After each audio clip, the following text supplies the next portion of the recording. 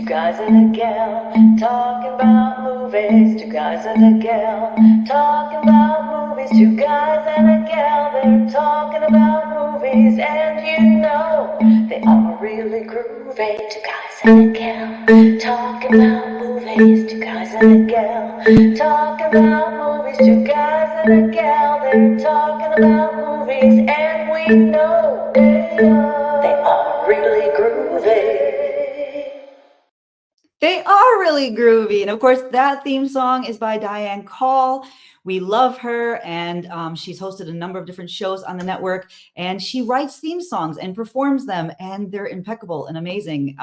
So welcome everybody to 2024, and this is going to be a barn burner of a show and a kickoff, because the person we will be talking about today in depth is none other than Steven Spielberg. Of course, he's one of the most widely known, most popular, wealthiest filmmakers in the entire world. He's done more to shape popular cinema since the 1970s, when he kicked off Jaws, than probably any other director you can think about. He has sort of shaped and refined the conversations that we have on the table, both globally and in America. He was born in Ohio, but moved around a lot. And now when you think of Hollywood, you think of Steven Spielberg. And when you think of Steven Spielberg, you think movies, Hollywood, you think about really intense subject matter like the Holocaust, like artificial intelligence. You think about him being someone who starts the conversations that we have in the virtual water coolers today, or the initial water coolers back in the day.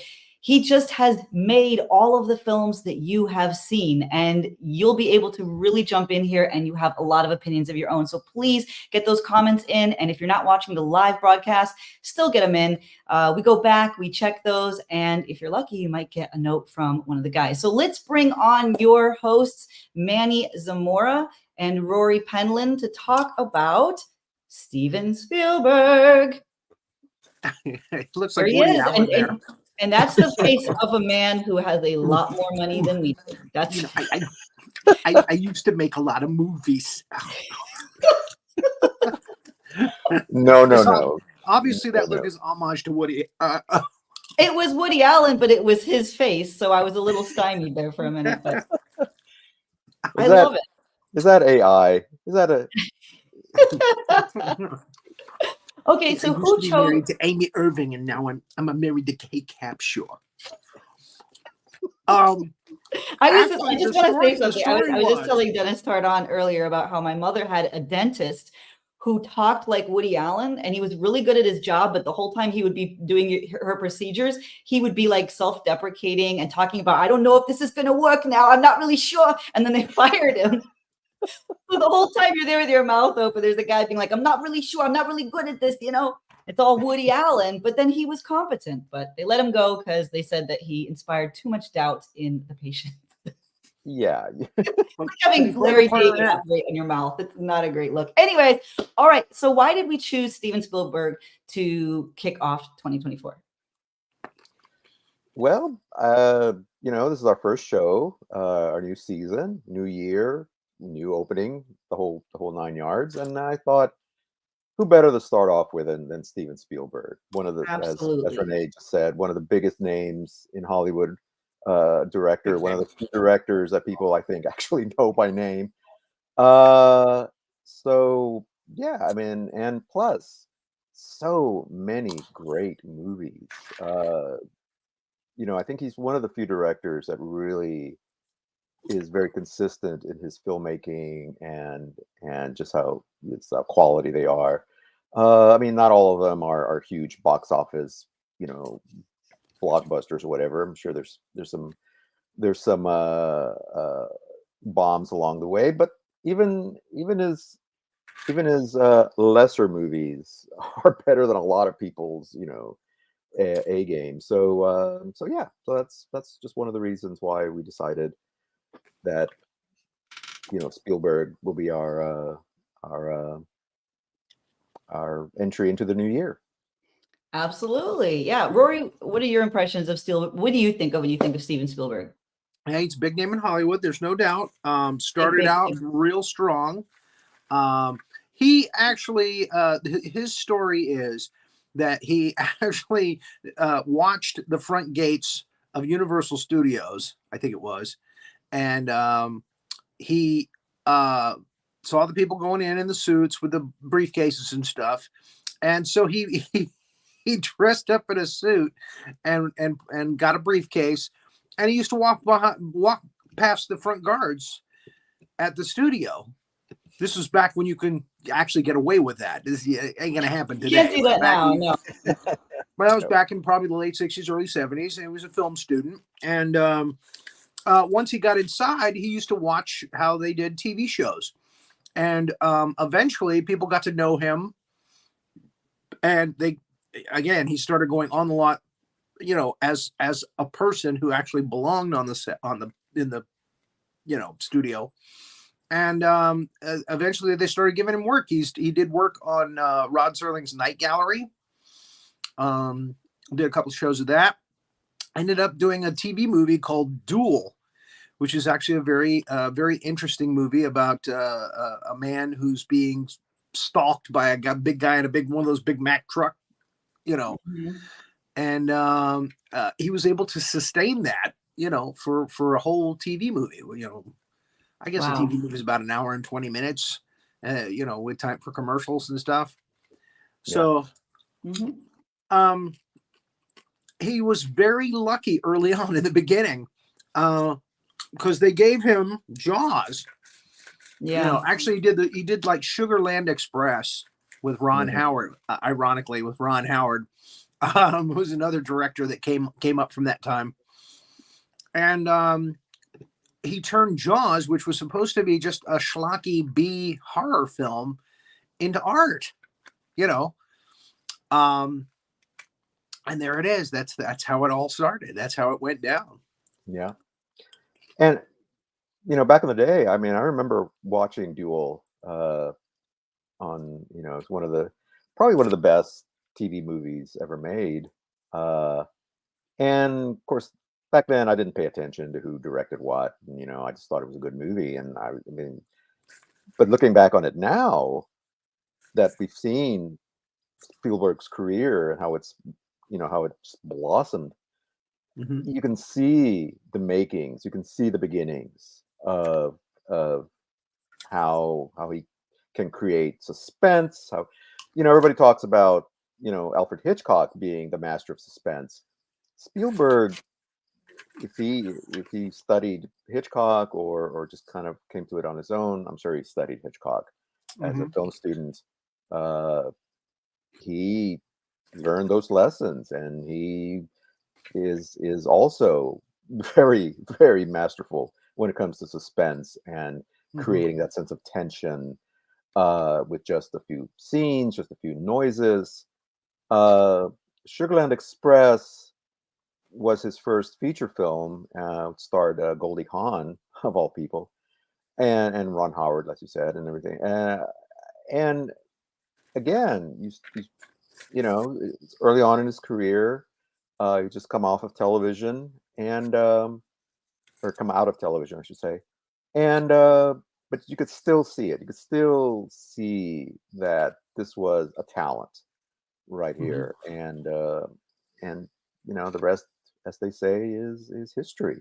Let me ask you guys a question before we get rolling, which is, what makes him such a talent? What is it? Like, if you're watching a movie, can you tell it's a Spielberg, even if you didn't know it was a Spielberg? What are his hallmark traits that he brings to the table?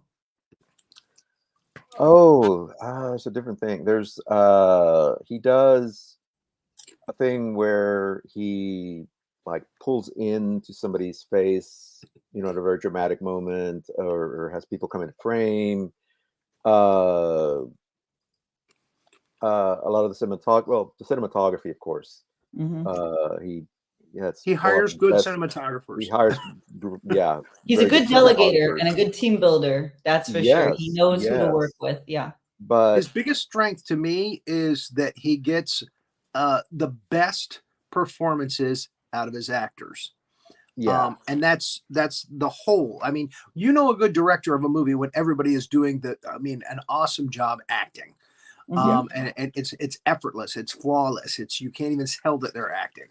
And he does that, and not just with adults, but with kids. Yeah, Yes, I was going to say, really is good yeah, with amazing. kids. yeah, So that is great. his biggest strength. Is he always gives. You always know a bad movie, or you always know a bad director when the script is actually kind of entertaining. It's a good script, but everybody's doing a terrible job acting in it. You're aware of the acting. That Yeah, means the director didn't do a good job. Right, yeah, right. yeah, yeah, Okay, well, exactly. let's see, Manny, let's start getting into what was your first one? Oh, my number. Oh, well, for my number one, I went back and forth between these two movies, uh, and finally I said, you know what, the heck with it.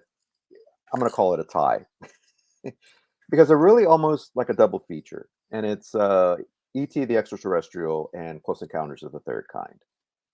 Okay. Both great science fiction movies, both kind of dealing with aliens and what have you, but two very different movies. And we were talking about just now. We were talking about what makes I can tell it's a Spielberg movie, and yeah, one of it is definitely the kids. Certainly in ET, uh, the main characters are mostly children, and plus we were introduced to little Drew Barrymore in that film. And he has a great attention to detail, and also he he knows how to use special effects to their best.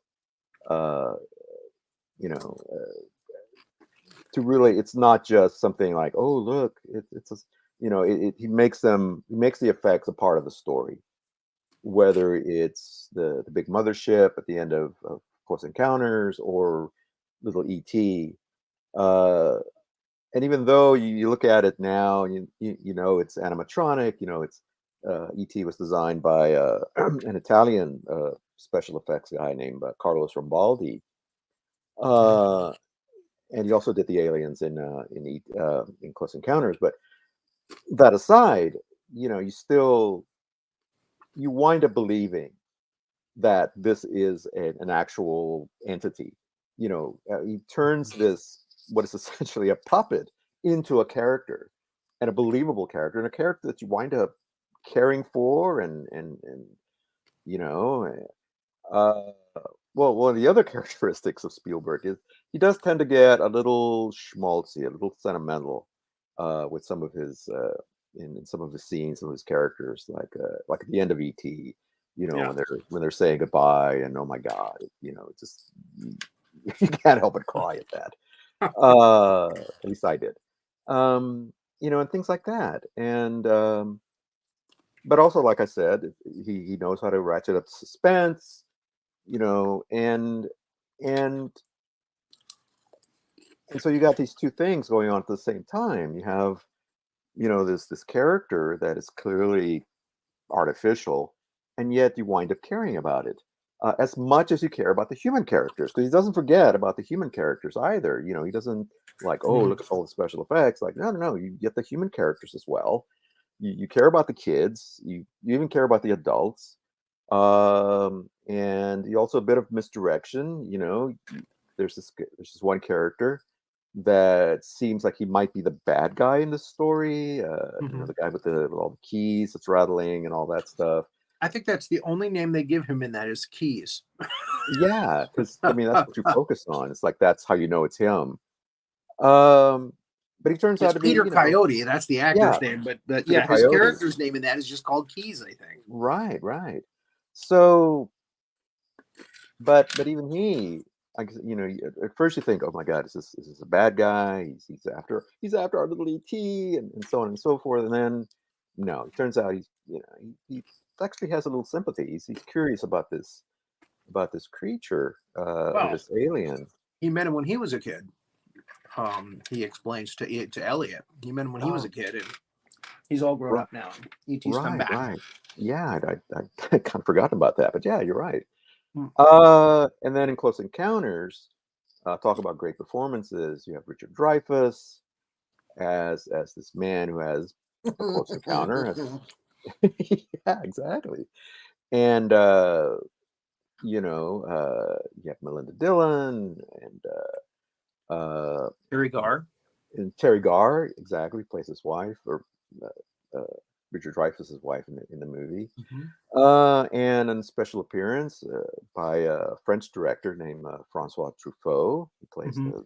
the French scientist who's investigating the aliens. And and again, you know, you start off with this mystery. Start off with, you know, what's happening, what's going on. People are seeing spaceships that flying all over the place. Dreyfus has this encounter. He can't explain it, and then he starts having this vision of some sort of struck mountain or whatever. Uh, and they're all drawn. All these characters are drawn to this one area, Mhm. and you know, and it's just the way he builds his stories, just the way he builds that. And again, you become invested, and I think Yeah. that's the thing. You become invested in these characters. You know, no matter what the genre is, whether it's science fiction, whether it's horror, doesn't really do a lot of horror movies, but whether it's one of his, you know, serious movies, whatever, you become he somehow he's able to get you invested in these characters, and so you wind up caring what happens to them, you know, throughout the story. So I anyway, so felt that's my sorry one for and the two. guy that fell asleep on the mountain. Uh, Yeah, exactly. Even I that, even that mean, little minor character that you only see for like 10 minutes or whatever. Yeah, you were like, what happened to him? So, um, uh, so when I that's my was number one. preparing for this show, and let me back up for just a second. You said Sure. good special effects, and Hmm. um, he and George Lucas. I don't know if they were students together, but he and George Lucas I think they formed a were. Yeah. friendship, a Yeah. very close friendship early on. Um, Spielberg got the first big hit with Jaws in '76, and then Star Wars, of course, took everyone by storm in '77, Right. and they made a bet with each other, or to see who could top each other at the box office each year. Hmm. Um, and I can't remember what it was that they gave each other when that happened. I don't think it was money. I don't think it was something as trivial as that, because they were making a lot of money at the time. Um, but it might be a vacation. They may have taken a vacation together, and the one who had the successful movie pays for the vacation and picks the Yeah. place to go that they go Well, to. it's funny as you say that, but yeah, actually, that this what happened. They went into vacation, and another movie, which we'll talk about in a minute, came out of that. But let's talk about your number one. Well, and again, they together um, started Industrial Light and Magic, Right. which gave the greatest special effects teams came together for that. Right. And they ended up sharing John Williams as their main Yes. composer for their movies, which is also, I mean, he's the best composer in Hollywood. He really is. Um, and that kind of they kind of helped each other out, and even collaborated, on the Indiana Jones Hmm. movies. Right. Um, so yeah, I am preparing for this. I watched Close Encounters of the Third Time because I hadn't seen it since I watched it in the movie theater when it came out. Um, and I had it on my list, and then I watched it, and I'm Uh-oh. like, this movie didn't really age well, I guess. Really? I can't put this on the top 5 list because there's so many other good movies, Yeah. that belong on this list. So, and unfortunately, I found another set of good movies that were even better, I thought, than Close Encounters. So it got bumped off my honorable mention list. So Okay. I'm sorry. Well, no, that's But fine. That's E.T. fine. E.T. is number 2 on my list. It is. Okay. Okay. Number All right. 1 is Jaws. I don't think he's ever topped the entertainment value, the performances. This movie should have gotten Academy Awards, but they were never going to give it to a schlocky horror film. Yeah. Yeah. Um, At least not but at the it's time. just Yeah. so masterfully made. It's used in schools for teaching how to make movies. It's like you said, the tension, the characters, it's just most people say when you read a book, the movie is never as good as the book. I've read Peter Benchley's book. It's a good book, but the movie is a hell of a lot better. Agreed. And again, Yeah. it was mostly Spielberg's decisions, what to change, what to make the movie, and he made all the right decisions in that case. And again, it in my book with Steven Spielberg, it's number one. It's Mhm. Yeah, I it's the absolutely top. agree. It's the top of the list. Yeah, yeah. Just casting Robert Shaw as Quint alone.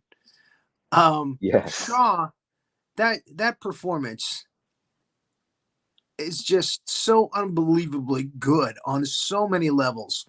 Mhm. Wow. And again, in the book, the Quint character is minor to Hooper and the sheriff, Right. but Yeah. he steals the show in the movie. I mean, it's Quint's movie. Oh, absolutely. Right from the So beginning, he scratches the chalkboard and makes his presence known. Yeah. and again, Spielberg used a lot of people from the town there that they were shooting in for Amity Mhm. as characters in the film, Mhm. and you can tell that they're not real actors in some cases. And just again got the best performance out of these people that he could get. Again, it's amazing what he got away with in his earlier films. Yeah. Yeah. So, and E.T. is number two. D. Wallace. D. Wallace. Yeah. Um, uh, but believe it or not, Deborah Winger is the voice of E.T. I don't know if you knew that. I did not know that. Yeah, Deborah Winger, who was just hot, really hot at that time. Officer and a Gentleman. Mhm. Legal Eagles, I think, was another one she was in, around Yeah. that time. And I can't even remember how she got the job of E.T., but that's his voice, is Deborah Winger. Interesting. Yeah. Yeah. And those kids, like you said, they're all grown up now. They're all old. They even made a sequel where E.T. comes back and sees Elliot's kids, and Elliot is all grown up. Henry Thomas. Yeah. Yeah. And yeah. not even on the same level. So yeah, that's my number two. Okay. What was your number two? My number two is Indiana Jones and the Last Crusade, Okay. which is the Interesting. third of the original Indiana Jones trilogy. Yes. And to my mind, it's the best. And it, Sure. usually sequels, you have the law of diminishing returns. As each sequel gets, they get worse. In this case, it got better, and it was certainly a step up from Temple of Doom, the second movie. Not that that was Yeah. a bad movie, but yeah, it just didn't really have the charm of the first one. Yeah, that And one then the kind of third went off the rails compared to the others. I don't know. yeah, and I know that's Agreed. where Spielberg met Kate Capshaw, and they started a relationship, and blah blah blah. I hated her character. I thought she was too screechy and Yes. screamy. And that kind of ruined the movie for me. Willie And, Scott. yeah. After Ke Huy Quan is the best part of that movie. yeah, As the little kid. short round, yeah. And this little tiny cameo by Dan Aykroyd early in the Aren't you movie. Willie Scott, the famous American singer? Exactly. Yes. Yes. But anyway, so Last Crusade, Mm. Harrison Ford, and the legendary Sean Connery. I mean, As Henry what Jones. a pairing! Just incredible. I should have sent it to the Marx Brothers. Exactly. Yeah, and has a lot. Right, it has a lot of humor. has all the just the action and excitement you expect from And an most of the Indiana humor Jones came from movie. Connery. That was the Yeah. wild part. Yeah, exactly. Yeah, just like that line, and so many others, so many other great lines. And the great scene at the And you beginning have the with little River Phoenix as young yes, Indiana Jones. yes, you A have lot of the humor in that's what I that was too, going to showing say how that. he got all of his things that make him Right, Indiana Jones. even the little scar on his face and everything, the whip, and Yeah.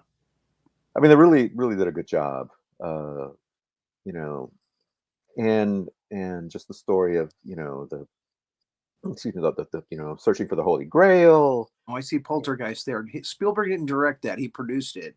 Tobe Hooper, Texas Chainsaw Massacre, directed that. It's a good movie. Yeah, but there's this there's still a story that goes around that Spielberg actually did direct it, but that Hooper, I don't, What? because it looks too much like a Spielberg movie, it has a lot of the Well, he tropes, probably had but a hand in some of the decisions, yeah, but exactly, it yeah, that's was what I Tobe think. Hooper's Yeah, movie. it's still Hooper's movie. Yeah. This is funny because Raiders of the Lost Ark is my number 3. Mm, Indiana Jones and the Raiders of the Lost Ark, as it came to be called later. yeah, yeah. They wanted to give them all When it the came out in movie theaters, it was just Raiders of the Lost Ark, and I don't think that they had planned to do this many of these films. And uh, I really think it's a very slickly made, very passionate homage to the old serials of hmm of yesteryear, the 1930s and 40s. We used to have right. a Yeah. movie, a serial, one of 13 chapters that you could hmm watch at the movie theater and come back next week. Will our And hero survive? Yeah. I don't know why, but my phone cable is Uh-oh. not charging. There we go. Oh. So I showed it to my daughter to prepare her for Indiana Jones and the Dial of Destiny, Right. Yeah. which we went to see in the movie theaters, and she hated it. She's like, that wasn't so good. And she liked Indiana Jones and the Dial of Destiny. She thought that Oh, was a great movie. interesting. So go figure. Interesting. Yeah. I thought Yeah. it was good, but it was no Raiders of the Lost Ark in my Yeah. opinion. Yeah. Well, and we were talking about earlier. We were talking earlier about them going on vacation and so forth, and that and Raiders of the Lost Ark is kind of what came out of it, No. because Spielberg actually he wanted to direct a James Bond movie, but he never got the opportunity. Hmm. And Lucas said, "Well, wait a minute, I have this other idea. I have this character." And originally, I think his name was Smith, was Indiana Smith. Hmm. I said, nah, that's way too common. Let's call it something else. And Jones so, is not that common. yeah, right. And so, what started off sort of being a spy movie, uh, you know, Lucas convinced him and said, no, let's do it kind of like the old movie serials. I mean, nobody's doing that anymore. And so it became Raiders of the Lost Ark. Yeah. And also Cliffhanger at every turn. cliffhanger at every turn. And Lucas is very interested in mythology. You see that in Star Wars. Mm-hmm. Of course, obviously that became the MacGuffin in the Indiana Jones movies. The Ark of the Covenant and the Shankara stones and the Holy Grail. And then the movie that we shall not name, well, we will, Kingdom of the Crystal Skull, and the Dial of Destiny. I really liked the killer ant scene. I thought that was cool. Yeah, But I I'm a never liked huge, Schauffele, yeah, whatever his name the one, is. Shia Shia LaBeouf, Shia LaBeouf. LaBeouf. And I'm a huge Kate Blanchett, yeah, Kate Blanchett fan. So having her as the sort of Russian psychic It had a great cast. villain, a great cast. Ray Winstone. Yeah, John Except Hurt, for except for Shia, yeah. Yeah. The guy they And they were brought trying back, to replace Harrison Ford with. yeah. And see, Uh, around that time was when the studios were kind of telling Spielberg more what should happen, and mhm. Spielberg wasn't in full control, I don't think, at that time. Probably, yeah, because you definitely tell this wasn't. I mean, he did his usual good job, and they brought back Marion. Yes, yes, which Shoot, was I a forget great her name. move. Yeah, Karen and Allen. Karen Karen Allen. Allen. Thank you, thank you. Oh. Yeah, uh, who? Well, I won't spoil it, but yeah, I, the only I was thing, about to say something about the Dial of Destiny. I'm glad I didn't. yeah, and the thing about the Dial of Destiny, which was not directed by Spielberg, it was the No, first Indiana Jones movie not directed by Spielberg, right. directed by James Mangold, who's a great director in his own right, but Hmm. still Spielberg, and I, and it was just so reliant and so heavy with the CGI and the special effects, which That's movies today, man. It's as you can't get away exactly, from it. exactly, yeah. I mean, the story was I mean, back in interesting. the day, stunt coordinator Terry Leonard, would wrap a whip around the front of a truck and go underneath the truck and drag behind the truck. And that was all Terry Leonard, the Right, guy yeah, running from the boulder was Terry Leonard, at the beginning of the film. exactly. And I But think now, that's you look at it now, and maybe that's what your daughter was reacting to, that it's like, oh well, these where's the effects were, CGI? yeah, exactly. This was all practical, right? It was stuntmen, it was optical effects, all this stuff. But that's it still has a much more organic feel to it. I mean, when that boulder rolls down that chute and looks like it's going to crush the guy, Yeah. uh, I mean, you're like, I know, I was on the edge of my seat, Well, yeah. or when he's going under the truck and that whole stunt. I mean, so many great stunts in this movie, and so many great action set pieces. Yeah, You Leonard went know, on to be stunt coordinator for James Bond back when Pierce Brosnan was Bond. yeah, I don't yeah. think I So think he's retired now, but probably, yeah. so that was my three. So what is your third one? Okay, so my third one is excuse me, I'm covering up my dog. uh, my third one is Saving Private Ryan. Okay. Spielberg's big epic World War II drama, and arguably one of the best war movies ever That's my made. number 5. Oh, okay. And I'll tell you, that was going to make my honorable mention list because I didn't like it the first time I saw it. Oh, And okay. I watched it again this weekend to prepare for this. And I was like, Mhm. wow, this is much better than I remembered it to be. And it's just, I mean, the first and last battle scene are just intense. And oh my gosh. Oh, yeah, Um, yeah, yeah. wow. Yeah, they're just brutal. Oh, But yeah. yeah, I mean, when you think of the performances, right down to Vin Diesel, Mhm. Yeah, that's probably the best performance of his career, is my guess. yeah.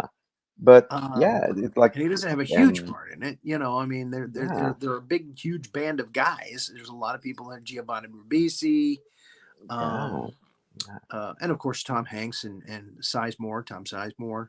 Sizemore, yeah. He actually got sober for that, I think. Yeah. he He was he did. was he was in band like deep trouble right before that film came to him Yeah, yeah, with yeah, it's drugs and alcohol incredible and everything. cast, yeah. Uh, So, and um, again, he gave the performance of his career in that. and then even like you said, some of the minor characters, Mm, uh, Ted Danson is in it, yeah, Paul Giamatti, yeah. um, Paul Giamatti, yeah, all these guys. pretty. And of course Matt Damon as the Yeah, titular Private Ryan. Uh, yeah, I I the always movie. love it in films when they actually cast old actors to play the person as an old person and they get somebody that looks like, oh, okay, this guy looks like he could be Matt Damon Mhm. at 70 or whatever, or whatever. Right. Yeah. Yeah. Instead of, they did this also in another Tom Hanks movie, the baseball, Oh, League of Their Own. League of Their Own. They cast Hmm. old actresses to play Gina Davis, Madonna, Rosie O'Donnell, when they were older. And that Right. is so Yeah. much better than just Rory putting Petty. makeup Yeah. on an Yeah. actor. It's so much more effective Yeah. than just putting makeup on an actor, 3 inches of makeup. Hey, I'm old. Yeah, I can see your liver spots. Yeah, yeah. Yeah. Unless it's done by Rick Baker. I mean, Eddie Murphy as the little Jewish barber in Coming to Coming to America. America. Oh, Yeah. that is just amazing. That is amazing. Yeah. But in any case, How many times have we rescued Matt Damon? Yeah, that's Matt true. Damon. Matt Damon always getting, having to be rescued by someone. But yeah, um, it was incredibly affecting to see that movie. The You plot know, line of that is so simple. It boggles the mind, but it's, again, the character. It's a character piece. It's a character hmm driven piece, and again, the locations, I mean, wow. Um, yeah, it's a cut above the old 1940s, 50s uh, style war movies. oh yeah. You Well, know, yeah. I mean, they're still, going through demolished towns, in France, and wow, yeah. yeah. It. Funny thing though, it did remind me a little bit of Combat, the old show, The the old Vic TV show. Morrow show, the old TV show, yeah, that Robert Altman directed a lot of episodes of. Mm. Another director we talked about earlier. Uh, And with in the MASH, sense of Altman the created the squad, whole, yes. medevac area there. And luckily for that film, that's all they had to do. I mean, just like with Sweet Haven in Popeye, Right. which is actually still a tourist attraction. Yeah. It's in what, Malta? Malta. We Yeah. were talking about Right. this, like, when we were talking about Robin Williams. Yeah.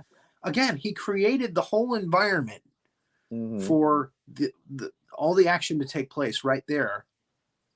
It was there like a big stage Hmm. for his actors to do their business. And again, that must have been so effective, as far as, not spending a ton of money, Hmm.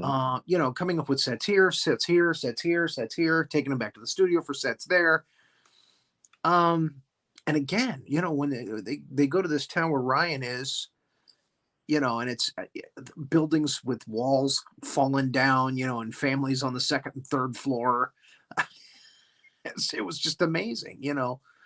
Yeah. Um, Yeah. It was all one big location, but he was able to shoot it in different. So you thought it was yeah.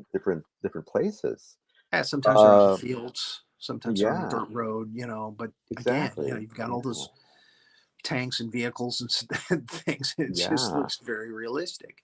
And that's, I mean, there's been other movies, other shows that have recreated D-Day. Probably most notably, The Longest Day, which was all about that. Hmm. But Private Ryan probably had the most realistic. I mean, the way everybody would, the soldiers were getting killed, the way the bullets Oh hit yeah, them, the way just the mayhem yeah. of that. How chaotic it must have been. And of course, I always look forward to the Bangalore scenes because they always drag them out. Those are the those sort of torpedo tube things that they use to blow up the fences, and all that. Oh There's another movie, Big Red One, that also reproduced, yeah. but still, it doesn't come close Technology. to Saving Private Ryan. But anyway, so that was my number three. Okay. My number 4 was Jurassic Park. Again, great cast, great concept, great book. Michael Crichton. Mhm. The book was as good as the film. Mhm. You know, I would put them on the same level. Again, they did some different things in both, but yeah, I mean, you had uh, a wonderful cast with Jeff Goldblum and Sam O'Neill, Laura Dern, uh, Sir David Attenborough. Right. Yeah. Was it David or Richard? I'm sorry. Uh, Richard. I think Richard it was Attenborough. Richard Attenborough. Yeah, Yeah. Richard Attenborough did the. Connery was supposed to do that role, Yeah, but and I can't remember why it was that it ended up going to Attenborough. But in any case, well, um, Connery has a thing about he'll read a script and he's like, I don't understand what's going on in the script. Did that with Lord of the Rings. He did that, and then he goes off and does The if I Extraordinary don't Gentleman. understand it, I'm not going to do it. I don't know dinosaurs. I don't what's going on. But yeah, no, Attenborough did It's a proper for great, me to be in a movie about great, dinosaurs. exactly. I was James Bond for God's sakes. Uh, But he'll play Alan Quartermain. but he'll play Alan Quartermain. Um, People out and there watching the show going, and "Oh, he went there." Oh, yeah, and of course, another performance, another one of those from the Samuel L. Jackson, the movie. yes. Um, The one that I thought was really cool in that film was the Australian guy Muldoon. I thought that the Raptors tricked. oh yeah, Uh, Clever Girl. Yeah, Clever girl. yeah, I really thought he was cool when I saw it when I was yeah. And I younger in hated the the movie fact, theaters. it's like, oh, why'd they kill him off? No, but They killed him. somebody They had to killed Samuel L. Jackson. Yeah. somebody had to bite the dust, and the guy who plays the guy from Seinfeld, Oh, yeah. Yeah, you played Newman. Newman. Yeah, I can't remember the actor's name yeah, me off neither. the But top of my head, but yeah. yeah, who winds up getting getting the stuff. Yeah, there you go. Yeah, There's that yellow raincoat. Yes. he was very good. Exactly. That's the thing. Like you said, I mean, he gets the best performances Right. from his cast. No matter who it is, and of course the kids. The kids are Yes. are great. Yes. They seem like real kids. Yeah. There's some parts where you're like, I don't know if a kid would actually do that, but for the most part, they feel like they're authentic, Yeah. and so yeah, it's yeah. And interestingly enough, that's my number 4 film as well. Ah, So we matched. we matched on one. So Yeah. Private Ryan was my number 5. What was your number 5? My number 5 was Jaws. Well, there you go. So all Jaws there's had to our be in top there. 5. It had to be in there. So Again, in my mind, I feel he never topped it. yeah, For sheer yeah. entertainment, wonderful performances, never lost your attention. No, Yeah. no, yeah. So honorable mentions. Well, man, this the Talked color about all the purple. good ones you liked. The color purple is definitely up there. Catch Me If You Schindler's Can. List Schindler's List. It's definitely on. It's on deserves there. a nod. It definitely does. Yeah, it's in black and white, except for that scene. Yeah. Well, the only and Schindler's List was going to be on my top 5, but it's just one of those movies. Another honorable mention I have, and I just watched it recently, was Munich, which, considering everything that's going on right now in the Middle East, is still incredibly relevant. And for people who don't know, Munich is about the aftermath of the terrorist attack on the Olympics in Right. 1972, the Munich Olympics in 1972, Right. where the Israeli Olympic team was killed in Mm. this awful assault.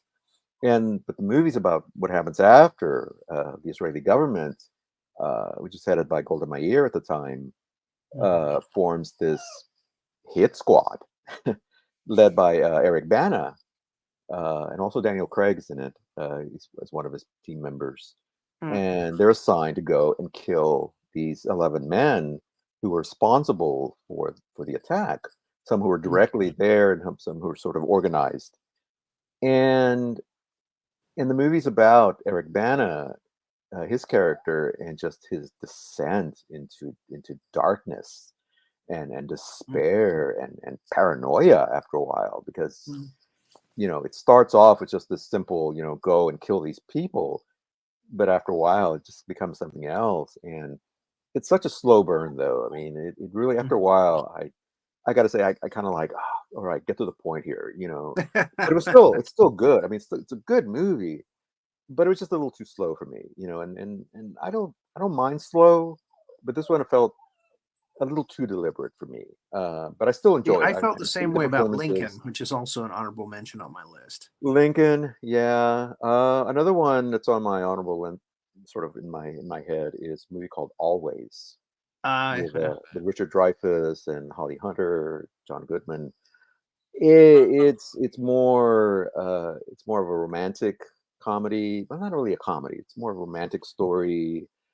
But I mentioned how schmaltzy Spielberg can get, and holy yeah, cow, this was just, you know, uh, I mean, still, like I said, didn't make my list.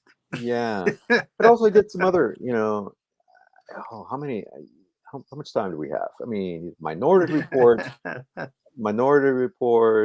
AI, another movie in similar vein as Lincoln was Amistad, which was a really good Yeah, movie. I watched Amistad, and I honestly, I was really surprised that he let Anthony Hopkins overact that much. Mm, It yeah, really, really annoyed me, because yeah, Spielberg usually doesn't let actors do that. right, yeah. So, Um, and again, kind of with Matthew McConaughey as well in that. mhm. Uh, it was entertaining, but yeah, not good enough to make the list in my opinion. Yeah, yeah. Um, did I mention Catch Me As You Can? I think I did. No, Uh, you didn't, because that's on my list. That's the Catch Me As bottom You of my list, Can. actually. Yeah, that's with again Tom Hanks and Hmm. Leonardo DiCaprio, and based on a true story. Christopher Uh, Walken is Christopher Leo's Walken. dad. Yeah, yeah. Um, yeah, and he did a movie here recently that honestly I didn't even know that he had directed, and that was Ready Player One, Yes, uh, yes, which I enjoyed. I mean, it's which is not, on my honorable mention list. yeah, it's not. I don't think it's not top five material, but Yeah, it's an interesting movie. And again, but but this was purposely because it takes place in sort of this world where virtual yeah, reality is that's how we get our entertainment and stuff. So the CGI is sort of justified in that one. right, right, and he gets a group of kids to be Exactly. his group of characters that you really Yeah. are focused on and that you really are Right. rooting for, like you said. So yeah, it. I mean, he's pays homage to The Shining, Hmm. and he threw even Mecha Godzilla in there. So yeah, I got to give him points for that. Yeah. I mean, everything's in there. So Iron Giant is in there. Iron Giant and Mecha You got the Godzilla together Yeah, in the same exactly. scenes. Yeah. Yeah, So really. Yeah. that's a So fun one. That's a yeah, fun one, and it it's just definitely yeah. deserves a mention.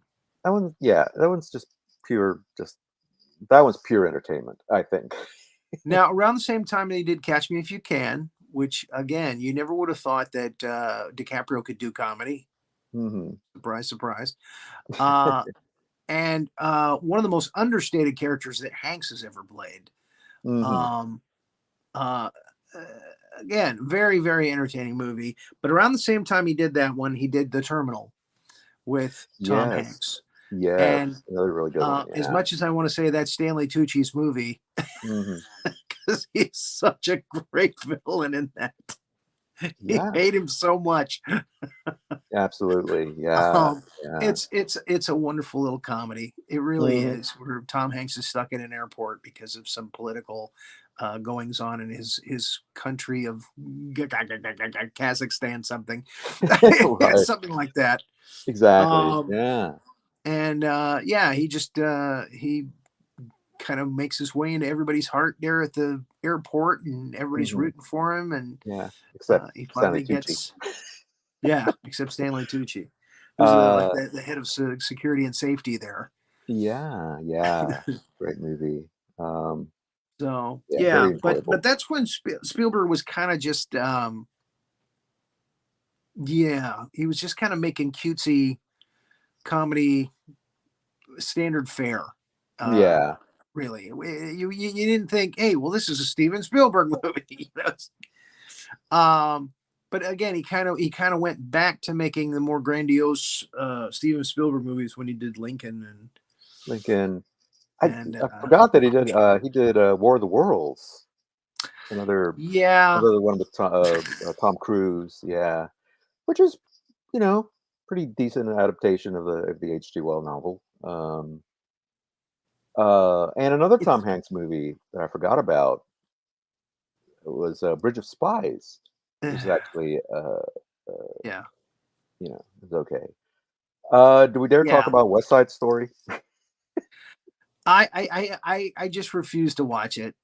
It's like, why would you remake something that is That so was so good to begin with, right? You and know, that by it's and by entrenched in another our minds as legendary being a director. classic, and then why would you do that? I mean, that's pretty pretentious. Yeah.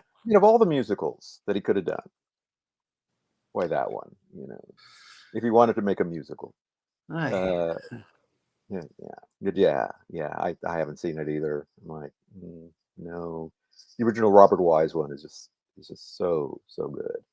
I mean, again, yeah, okay. when I watched the remake of Psycho with Vince Vaughn, Mm, and like a shot for shot, yeah, match, with a couple of surprises thrown in. yeah, I was just like, why did you even do this? Why would you exactly. want to do this? I know, and You can colorize the old one, and you get yeah, Perkins. right. Yeah, So Anthony, anyway, the uh the TV show, Bates Motel, is actually a much better retelling of that whole story, which is sort of a prequel to it. And the kid who plays Norman in that one, yeah, the Hightower, I believe his name was. I only know that he Uh, was Charlie in the remake of Willy yeah, Wonka yeah, yeah, yeah. with Johnny Right. Depp, That's what yeah, but he's grown and I up think now. and I thought he did a really good job. You know, kind of starting off as a little bit more innocent, and seeing how he grows into this psychopath, Yeah, and why. So, but yeah, the Gus Van Sant version was like, why? And Vince Vaughn, of all people, to play the Norman Bates character. I mean, you could tell he was crazy right from the outset. hmm Where Anthony Perkins was a little bit more subtle. And yeah, he was a little twitchy. Yeah, you could tell there's something off about this kid, but you don't suspect the full extent of his crazy until the end. yeah, Then it's like, then it makes that revelation. Plus, also going in, we know what the story is. So again, it's like, well, all the suspense is gone. We know who the killer is. We know, yeah. who Norman Bates is and what he's about. So yeah, it's like, what's the point of that other than, Because Hollywood doesn't want to do original ideas.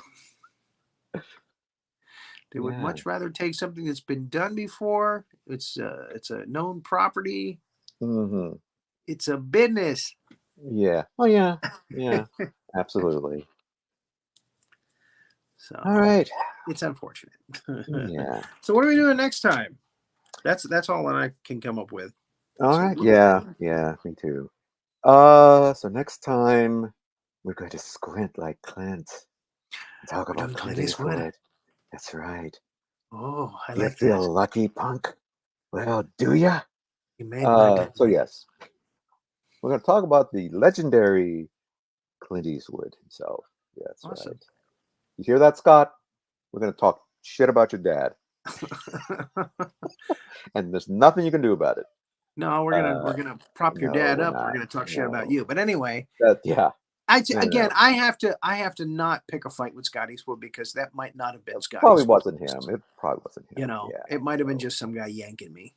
exactly. Yeah. Yeah, But when there's a lot of fakers when out I got there, the message, do you know what they usually get? Do you know what I usually get for these kind of things? When he said that, I was like, could be him.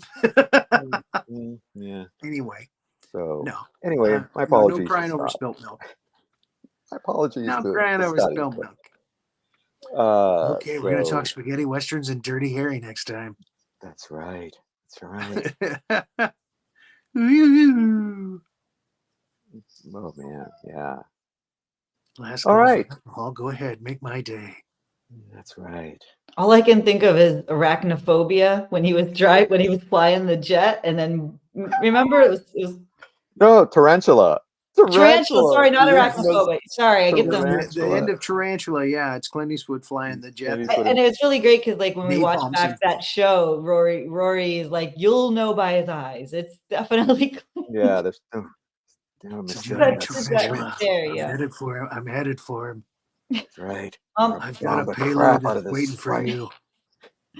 Jonathan Duncan asked, "What was it about Schindler that made you both leave it off your top 5?" You kind of explored it a little bit, but maybe like I was surprised by that too, Jonathan. I was very surprised. It's one of those movies. I mean, yeah, it's a great movie, and Spielberg directed the heck out of that. But holy cow, it is depressing as all get out. Depressing. Yes. It's dark, and that's the Yeah. reason. It's just so dark and depressing.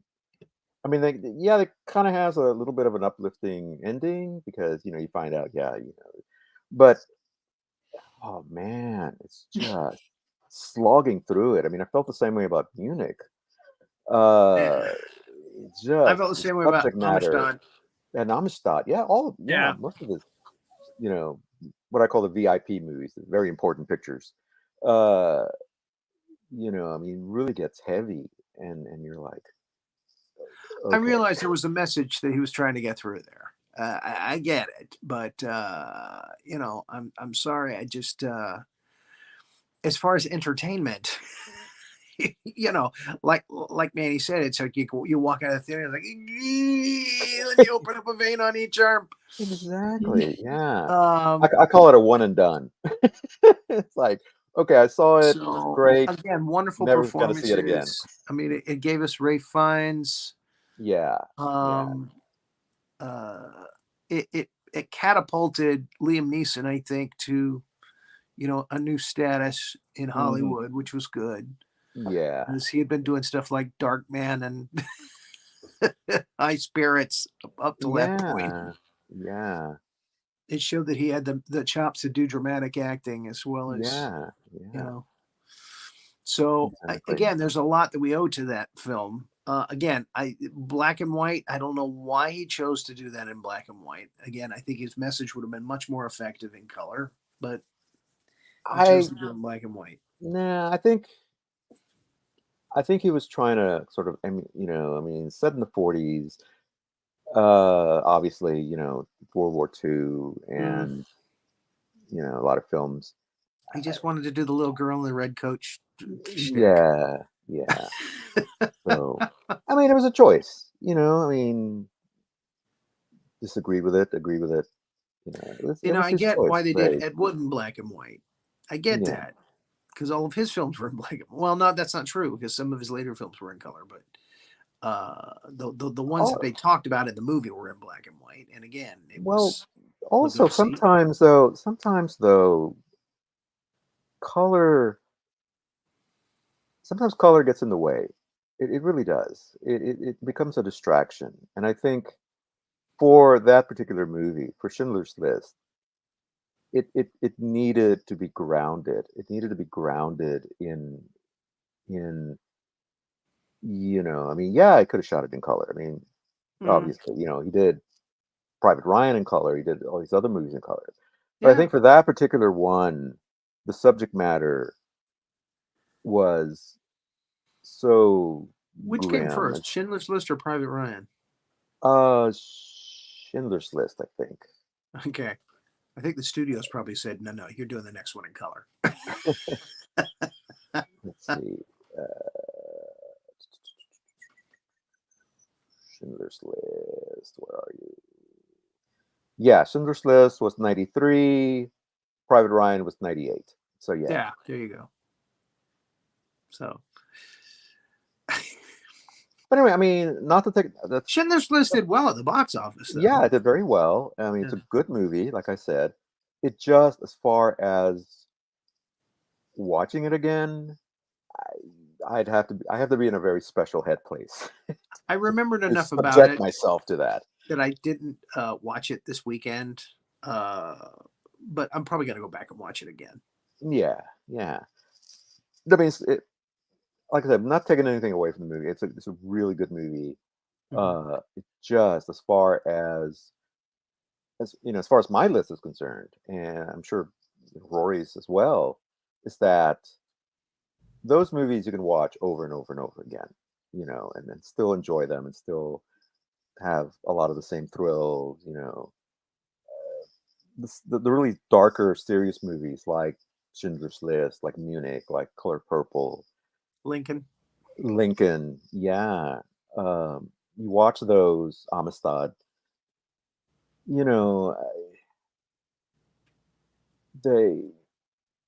hit you hard, and they hit you, and they're supposed to. I mean, it's a very serious subject matter that he's dealing with.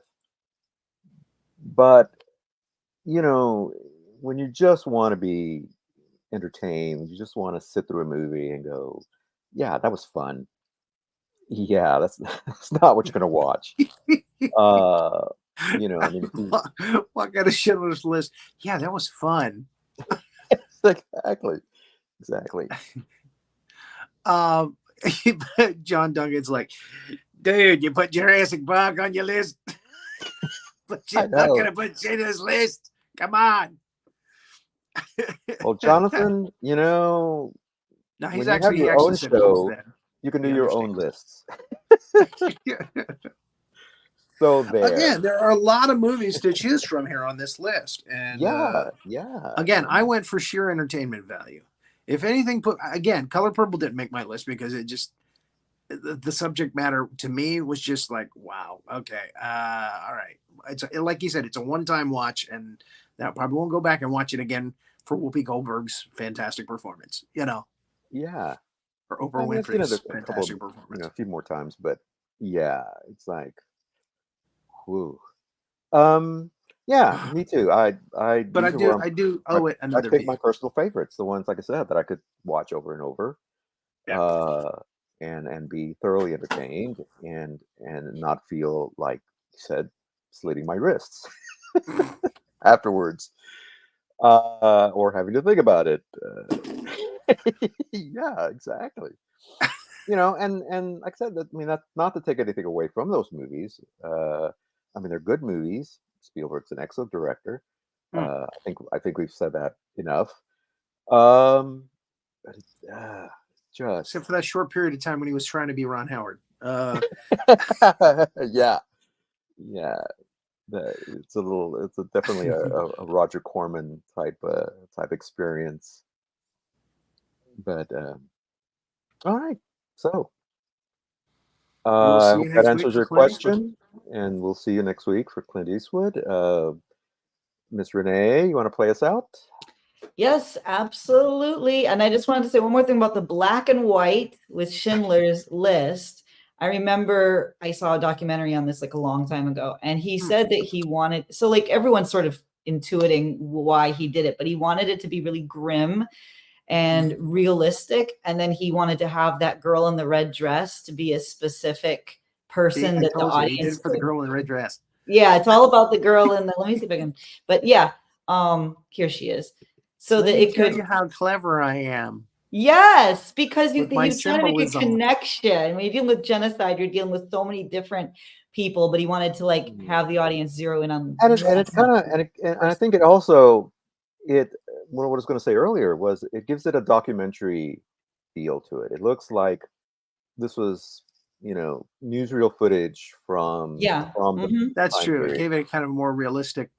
Yeah. And again, grim. He wanted it to be grimness. Right. Yeah. Right. Yeah. Exactly. So, And then at the end, when Schindler is like present day and they show the generations that were positively affected by him saving their lives, then it was in color again. So it was trying to, I think Steven Spielberg said, I think his direct quote on this was, he said, "For me, color is life and the Holocaust was death. So I didn't want to do color. Like life. He just wanted it to be what it was." Yeah. It was a very carefully thought out answer. Yes, it was. Alan said y'all need to do an entire show in competing Sean Connery. Well, he actually did the Connery Bonds. Yeah. But he's done a lot of other movies, so yeah. But yeah. Well, we might do Connery later on. We can do his other movies. Just so that we could all mimic him, because Joshua, we can do our Sean Connery impressions. That's right. But of course. That's right. I'm a Russian sub commander. I'm Alan. Rory, what do you have coming up? Let's do some monster show with Pan. Yeah, tomorrow we got Stephanie Hodge, comedian Stephanie Hodge, going to be on It's Casual, 7:00 and Eastern time. And on 7:00 Eastern time on Thursday, we'll be bringing the Big Max. We'll be doing the Big Monster Briefing Room. Pan Orea is going to join us for another Mummy movie, The Mummy Shroud. Hammer Films. So the first one that she did, we did The Mummy. And then the second one that she did, we did The Mummy. Right. So I figured we should do a mummy movie that has something else in the title besides just The Mummy. So we're doing The Mummy Shroud, which has one of the best takes during a climactic scene in the movie. We'll talk about that on Thursday. Awesome. And it involves the Mummy Shroud, actually. This is I'm gonna have to go watch it now. I'm very curious about. I think it's on YouTube. You can watch it for free. Oh wow. Okay. Cool. Can't beat that. Can't beat that. Be free. Yeah. That's right. And then next week, of course, Clint Eastwood. Guys are gonna be doing Clint Eastwood, and we will be back at this. There's gonna be a lot of this. Yeah, a lot of this. I can't do it, of course, but anyways. All right. Thank you everyone for tuning in, and we will see you next week.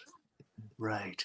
Thanks for watching this episode of Two Guys and Sometimes a Gal Talking About Movies. Be sure to like, subscribe, and click that notification bell to get future episodes.